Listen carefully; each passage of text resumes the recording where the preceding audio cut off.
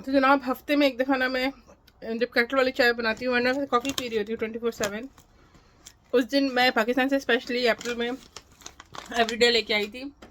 और ये जो है ना, जब उसने मुझे कहा ये 2000 का है तो मैं इसकी शक्ल देख रही थी। इतनी 2 3 चीज़ें ली मैंने। एक चॉकलेट स्प्रेड, क्योंकि बच्चों ने जो है चॉकलेट में से जार में से खा के ख़त्म कर दी थी ये। और मैं हर में 2 3 बिस्किट्स लिए होंगे और मेरा 6000 का बिल बन गया था। एनीवे मेरा गिल्टी प्लेजर है ये एवरीडे का 1 स्पून।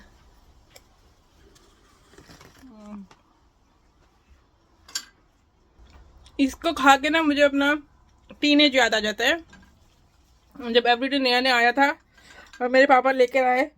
हम लोग शायद ऐसे ही साशे खा देते थे, कितने मज़े के होते थे। इसका टेस्ट उन्होंने थोड़ा सा चेंज किया है, लेकिन फिर भी वो जो दूध और चीनी के साथ मिक्सचर है ना, बहुत ही मज़ेदार होता है।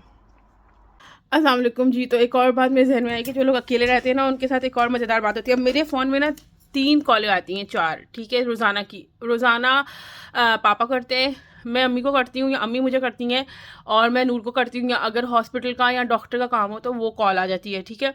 तो इसमें ना जब आप अकेले रहते हैं ना, तो आपके दिमाग में ना सारा पास्ट जो आपने अपनी ज़िंदगी गुजारी होती है, बचपन, जवानी, माँ बाप की बातें, फ्रेंड्स की बातें, आप ना अपने सारे माजी को याद कर रहे होते हैं। और फिर आप उसको जो भी मतलब कितनी सिचुएशंस आती हैं इंसान की ज़िंदगी में, तो वो सिचुएशंस को ना आप एनालाइज कर रहे होते हैं कि यार यहाँ पर ये गलत था, यहाँ पर मैं गलत थी, यहाँ पर ऐसे करते तो ऐसे हो सकता था, हमने इस तरीके से रिएक्ट किया, उन्होंने इस तरीके से रिएक्ट किया।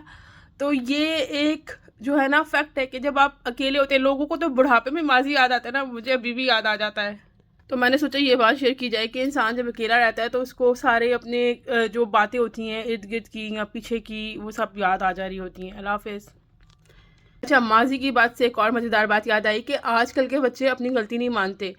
मेरा जो बच्चा है वो हमेशा ये कहेगा ये चीज़ ही गलत थी, ये तो टूटी हुई ही आई थी। मैंने कहा कि यार मैं टूटी हुई चीज़ें खरीदती हूँ क्या? नहीं, मैंने तो ऐसे कुछ भी नहीं किया, ये मैंने तो ये खाए ही नहीं। आखिर किसने खाए ये चॉकलेट बिस्किट? मुझे तो पता ही नहीं किसने खाए। अच्छा, मुझे चॉकलेट बिस्किट खाने से प्रॉब्लम नहीं होती, मुझे इसलिए प्रॉब्लम होती है कि हमारी फैमिली में जो है ना शुगर है, डायबिटीज़ है, तो भाई तुम लोग बैलेंस से खाया करो।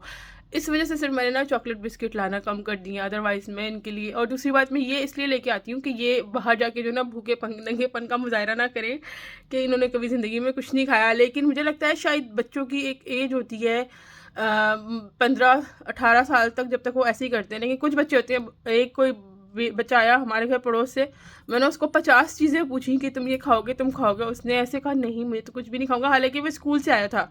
तो मैंने कहा यार ये कितना अच्छा बच्चा है। हमारे बच्चे तो कह रहे नहीं मैं तो आइसक्रीम खाऊंगा, मैं तो चिप्स खाऊंगा। तो ये भी एक बात होती है। अल्लाह हाफिज़। अच्छा जी, अब एक सीरियस टॉपिक है। अभी सुबह ही मैं एक पोस्ट पढ़ी थी कि एक औरत ने कहा कि उसकी दूसरी शादी थी और उसका जो मियाँ था ना, वो उसे लगा कि वो थोड़ा सा मेंटली गुड नहीं है, और वो जो है बाहर रहती थी, मियाँ बाहर रहता था। तो खैर शादी हो गई और उसमें जो है मियाँ के घर वाले, 3 साल हो गए हैं शादी को, और मियाँ के घर वाले ऑन एंड ऑफ आके रहते हैं और वो उनके साथ रहने चली जाती है। और मियाँ 3 साल में सिर्फ एक बार आया, वो 3 साल बाद। और अब क्योंकि उसका वीज़ा अप्लाई हो रहा है, तो वो जो है ना सास कह रही है ये अच्छी नहीं है, मतलब जो मोस्टली घरों में होता है। और मियाँ जो है ना अब ऑफेंड हुआ हुआ है।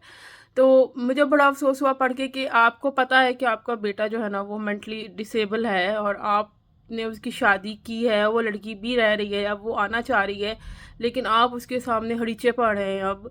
तो अब मेरी जो साथ वाली आंटी हैं वो 85 साल की हैं, ठीक है। तो उन्होंने एक दिन उनका बेटा ना अब दूसरी शादी करा। उनका बेटा मतलब जब वो अपनी गर्लफ्रेंड के साथ आता था, उनका बेटा 55 ईयर्स का है।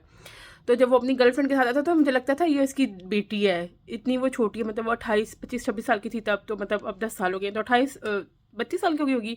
तो उन्होंने पिछले साल शादी की है। तो वो आंटी इतनी अक्लमंद है, वो कहती कि ना पहले उस लड़की के, वो लड़की जवान थी ना, तो उसके माँ बाप इनको पसंद नहीं करते थे, हालांकि ये अच्छे हैं, रिच हैं, लेकिन उसके माँ बाप ने कहा कि ये लड़का ज़रा बड़ा है। तो खैर उनको पता चल गया कि उनकी बेटी इंटरेस्टेड है और लड़का भी सही है।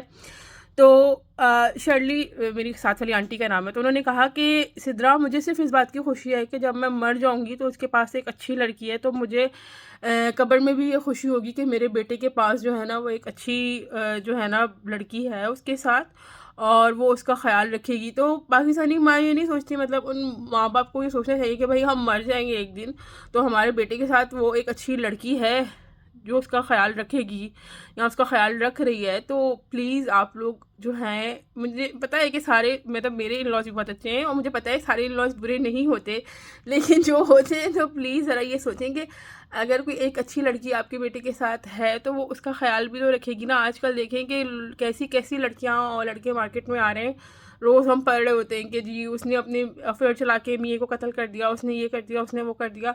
तो अगर आपको अच्छी लड़की मिल जाती है तो खुदा के लिए उसकी कदर करें। अल्लाह हाफ़िज़।